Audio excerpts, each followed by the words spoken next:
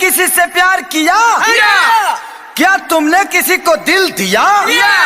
क्या उसने पलट के तुम्हें प्यार किया? का बोल रहे? पीछे देखो।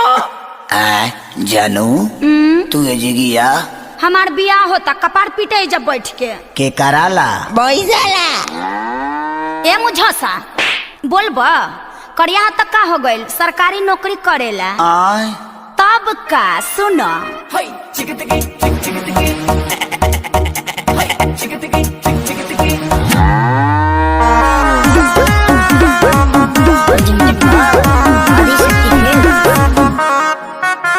दरोगा तोहर बाबू तू रह गइल बेकार हारे हारे हारे हम सनम तुमसे हारे खाली कहे कि सरकारी नौकरी ले लो दरोगा तोहर बाबू तू रह गइल बेकार हारे हारे हारे हम सनम तुमसे हारे मनला ना बात छोटले ही से साथे जिंदगी भर हम कथा।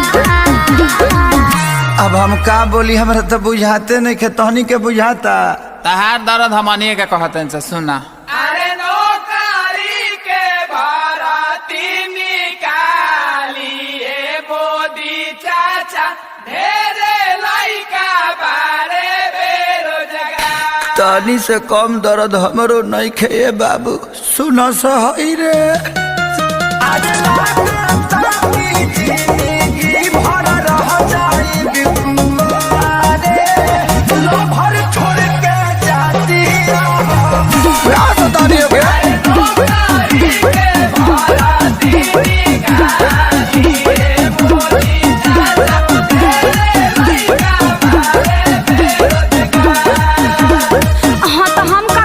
तू हमारे बाबूजी के पसंद नहीं खाता।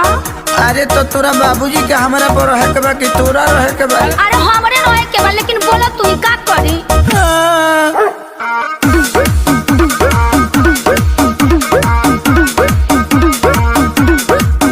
हे भैया अब का होई हो? अब मारे मुँह के परी। ई रहन रही तो कबो माथे मोर ना चढ़ी।